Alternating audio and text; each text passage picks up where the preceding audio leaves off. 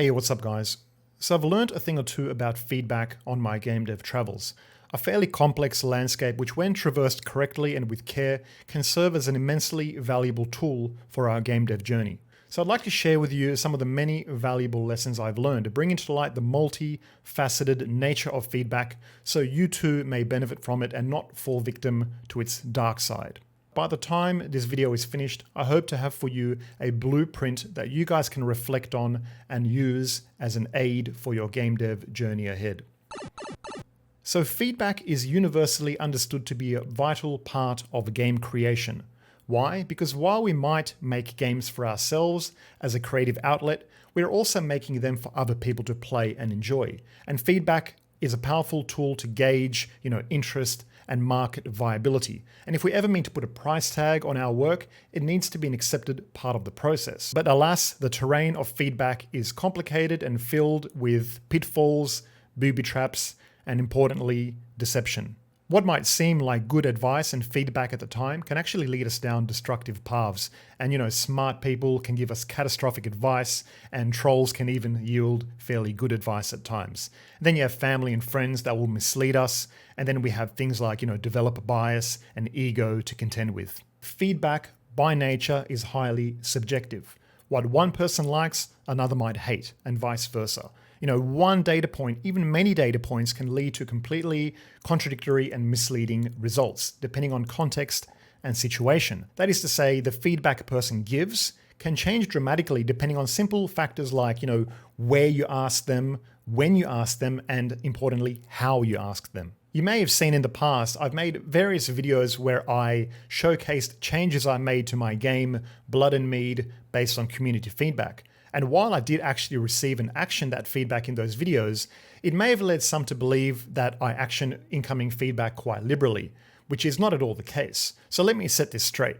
The feedback I action in those videos is typically stuff I was already kind of aware of, and the feedback simply brought it to the forefront of my attention. Or in some cases, perhaps I just thought it would make for an interesting video. It's certainly not the case that I'm just acting on whatever feedback comes in. A lot of it is good, but a lot of it is just, let's just say it's unactionable. And it's not that the feedback itself is necessarily flawed. The problem lies in the fact that the observer will make a judgment call on what is often a narrow, premature slither of insight, the glimpse you give them. They can't always see the larger picture or the creator's full vision, which when making a game takes time to manifest, and of course the creator's vision can change during the course of a project. It's not uncommon at all for indie games to completely change during the course of development, to match emerging market trends or new quality standards, or simply because the developer had a change of heart about a particular feature or theme. And that's perfectly acceptable, time-consuming, sure, but ultimately that is the developer's decision to make. So keep that in mind. Anytime feedback or critique is given, it's done so through a very limited lens, then further skewed by, preconceived notions. They compare your game or project to another thing they've seen, where if a person could actually step into your head for a moment and see your full vision, to actually feel it, they would completely change their feedback perhaps. Do your best to make the vision clear if you can, because the more clearer your vision is, the better someone can actually give feedback on it. In my last couple of devlogs, I showed you guys what were to me significant improvements in my game's art direction. And I had hundreds of comments from you guys telling me how much better it looked, some great constructive feedback and other improvements I can consider. And I literally had one person telling me I made it worse and that the old art was actually better.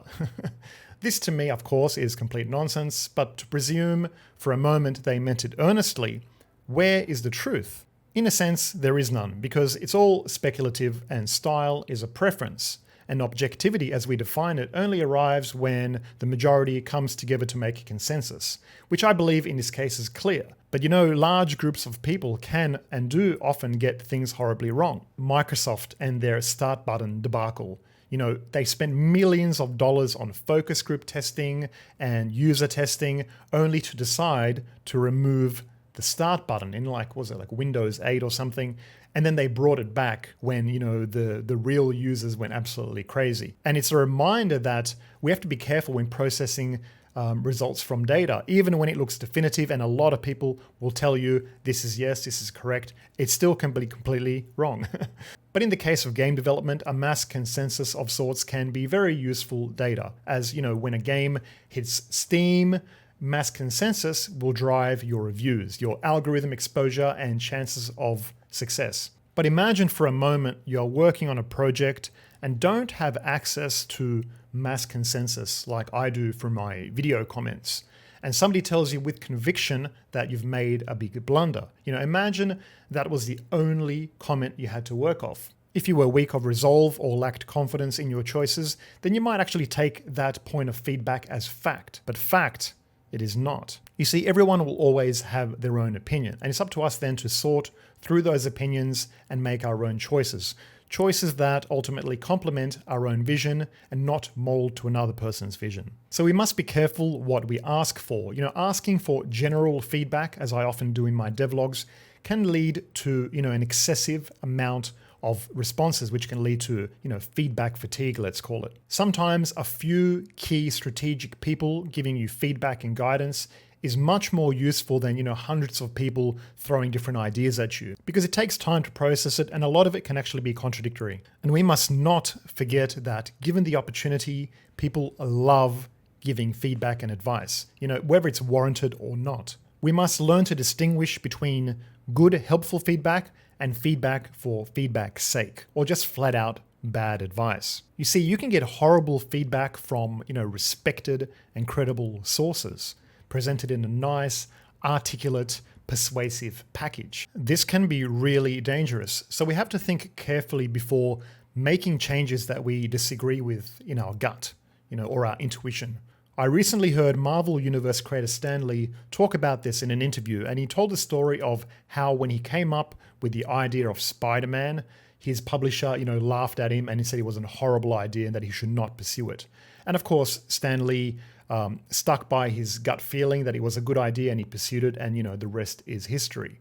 But imagine if he had listened to that publisher and not pursued it, we'd have no Spider-Man. And there are no tricks with that. We have to learn to factor in our gut feelings and intuition. It's a skill like any other that takes, time to cultivate and improve. But learning to make and stand by bold decisions that we feel are right in our guts, even when others tell us no, there is something to that.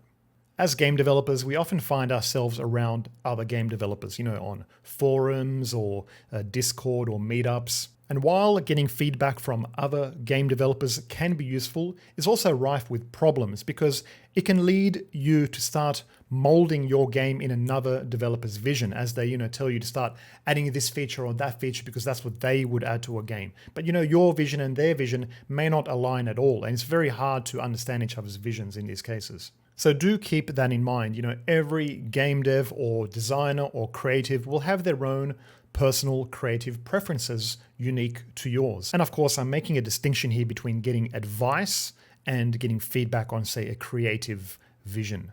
Getting feedback during development is also challenging because, when you're working on a project, when it's in development, there is always going to be weak points. That's because, it's still in development. It's like as if you were in the process of building a house, and somebody walked by on the street pointing out judgmentally that the fact that you have no windows or no roof yet, and I've seen that, interestingly enough, the more someone typically has to say, the more feedback they have to give, it starts to become less and less relevant and takes on a bit of a tune of nitpicking. So be wary of people who have a lot to say about your creative process. I got a comment before from this one dude, and it was just like a wall of text, just like point after point after point after point. It's like, dude, the game is still in development, Take it easy, take a step back. It's all good. Feedback is also highly deceptive depending on who it's coming from. Recently I made a video about a game that launched pretty badly after being years in development. The developers surfaced on Reddit asking for advice, and they noted in that thread that their family and friends and testers were all telling them that the game is great. And it reminds me a bit of those like talent shows like X Factor or whatever, where the so-called singer or performer steps on stage only to be ridiculed by the judges. And the performer becomes perplexed because, everyone around them, their family, their inner circle, everyone told them their voice was angelic. But, that was far from the truth. And I think an element of that happens in game dev as we surround ourselves with, friends and family, and we're always very excited to show them our work. Family, friends, and loved ones will often compliment us on our creative pursuits and projects, even when they know it sucks. Why? Well, because it's just easier. Most people don't want drama and conflict in their lives. Some do, but in most cases people don't. And if they told you your game sucks, you might, get defensive, and there might be some friction and drama, in the relationship. And in some extreme cases, you might even stop being friends. Friendships have, of course, ended for lesser things. And it might simply be the case that people are just ignorant as to what is considered a good game from a market perspective. Maybe they don't play games. They might just be excited about the fact that you're working on a game. I mean, that's a pretty exciting prospect to an industry outsider. When I tell my friends who are, not affiliated with GameDev that I'm working on a game, they get very excited. But there is a balance here, of course. Telling people their game sucks is not necessarily a way forward. It can be, of course, but not always. And I think the best approach is a healthy dose of reality mixed in with some, encouragement. But such a nuanced approach is often too much trouble for a lot of people. It's much easier just to say, hey man, amazing, I love it, great, looks good. But it's not, and it doesn't. And some people are just jerks, and they will go out of their way to give you malicious advice, either misleading you intentionally or just to get a rise out of you. This is, of course, very prevalent in the online space specifically. As an example, in my last video where I did all these great improvements to my character art, this one dirtbag left a comment saying, it still sucks. And this kind of comment is, of course, intended to be provocative, and at best I'm amused, because anyone making these kind of comments is obviously bored with their life. It's a massive tell because nobody doing anything fulfilling with their life has the energy for that kind of shit. They just don't, This, of course, comes with the territory, putting yourself on YouTube or even putting your game on Steam. Certain people are just going to take that as an opportunity to start slinging stuff at you. So to loop back a bit, take feedback from family, friends, and loved ones with a pinch of salt. People don't often even realize they're blowing smoke up your ass. One solution here is to get impartial reviewers involved, and I would encourage this if possible. Due to budget and access, this might not always be available, but if you can, then do it. Or at the very least, if showing friends or family, tell them clearly and specifically not to hold back and not to blow smoke up your ass. They probably still will, but maybe to a lesser extent. It's important to realize that the very act of asking for feedback creates an element of coercion bias, where the very act of asking for feedback can negate the validity of the results. And that's because the people being asked to give feedback will often point out problems that aren't necessarily there because they want to satisfy the criteria of giving an answer or, to feel clever. Consider an ordinary mug, for instance, a concave cylinder with a handle. It hasn't changed much. Why? Because it works. It doesn't need any further innovation, and to do so might actually detract from its simplicity. But if you were to say organize a focus group where people were to give feedback, you can be sure that people would come up with all these different bizarre ways to improve on the mug, contriving answers just for the sake of giving answers. Which is why perhaps the best way to get feedback on your game is to watch people playing it, without pressure and casually at, say, a game dev meetup or expo. But those kind of situations can be hard to organize and not always accessible. So one way I like to do that is to invite a friend over, to my home studio, let them relax, give them a beer or whatever, and let them just get comfortable and try to enjoy the game while I casually record them from behind in an unintrusive way. And you may have seen me do that recently when I had my friend Oliver Joyce over. Oliver is a fantastic game designer. His games have been played and enjoyed by millions of people around the world, and he's currently working on an epic new Swords and Sandals Immortals game. So I know he has a lot of interesting insight to offer, so I need to find a way to get at it, and I don't want him to feel pressured into giving me positive feedback because he's a friend. There's going to be an element of bias there. So, I had to have a sit down with him beforehand, and I told him very specifically, I said, look, we're going to do this, and I want you to be honest, I want you to be harsh, even cruel. And of course, him being a game dev himself, he understands the value of honest critique and feedback. But even so, I still took it with a grain of salt. Having this gameplay footage allowed me to then go back through it and watch his play style, watching the little decisions he made. And often it's much more revealing than the actual words they give, the little movement decisions, how they decided to approach an enemy or an obstacle. It's very useful. And of course, then I mixed that with, what his verbal feedback was and came up with a better consensus. And over time, I went from this to this, an experience which is a lot more responsive, fluid, and impactful. This is, of course, Blood and Meat, a combat platformer I'm working on. It's filled with Viking shenanigans and bone-crushing melee combat. Please give it a wish list. It's going to be a lot of fun. Game dev, when approached with passion, is an emotionally fueled endeavor. We put a bit of ourselves into these games we make, so it can be hard to accept criticism or constructive feedback even. But if we want to get that useful feedback that can help us to improve our games, then we have to be open to it, all of it, not just the stuff that strokes our ego. We need to accept the bad with the good and not turn our backs to criticism, as there can be great value found if we have the courage to look at criticism. And often the critical stuff is a lot more revealing than the positive stuff. So keep that in mind. Emotional sensitivity with creatives can be a real barrier, and I've seen people asking for feedback on like Discord and stuff, and as soon as they get it, they get defensive or argumentative. You see, they were just looking for pats on the back and congratulations. They weren't actually looking for real, legitimate feedback. Creator bias is a big factor here, because something took long to build or was hard or difficult doesn't at all make it good.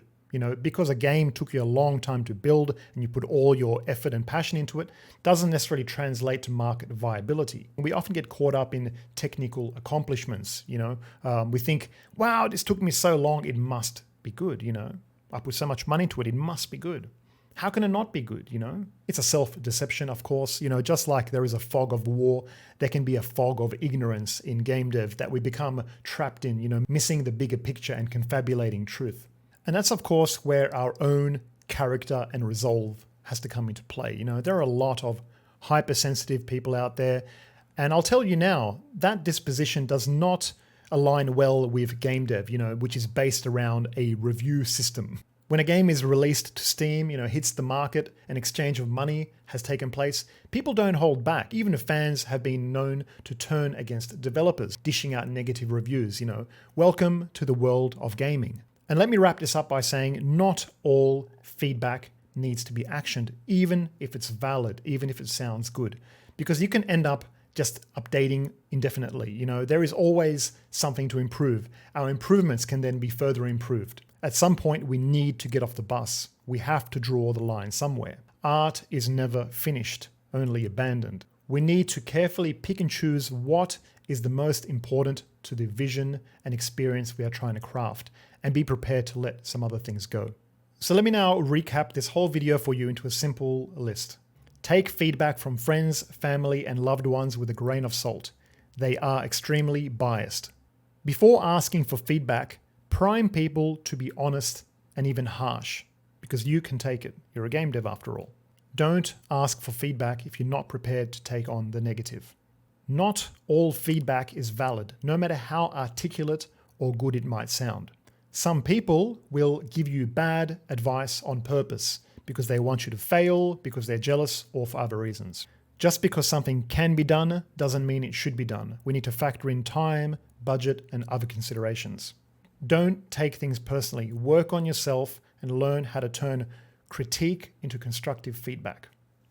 Watching people play your game without discussion can be a very useful way to complement verbal feedback. The very act of asking for feedback can lead to contrived answers. Be careful and aware of developer bias. Whether you like it or not, assume that as the creator of your project, you are completely biased and everything you think you know could be completely wrong. And finally, what would you guys add to this list? Drop me a comment below. Let me know what your experiences with feedback might be. what you've learned, or if you have any comments on any of the points I've made. I'd love to hear about it in the comments below. Thank you for watching this video, guys. I really appreciate it. My voice is nearly gone after this one, I've got to say. But yeah, I hope you found some value in it. A big thank you to those of you who are supporting me on Patreon. I really appreciate it. And of course, if you want to support this channel, you can check out the Patreon. Otherwise, please do wishlist my game Blood and Meat on Steam. I'd really appreciate that. And if you guys want to get into game development and you don't quite know where to start, I've got some Unity assets that are on the asset store. I've got like a platforming kit, which is pretty much the system that underlies my own game Blood and Mead. And I've got like a car game kit, which is pretty cool. So they're perfect starting points for getting into those genres. And of course, they help to support this channel. So check those out, guys. Links will be down below. Thank you all for watching, and I'll see you in the next video. Bye.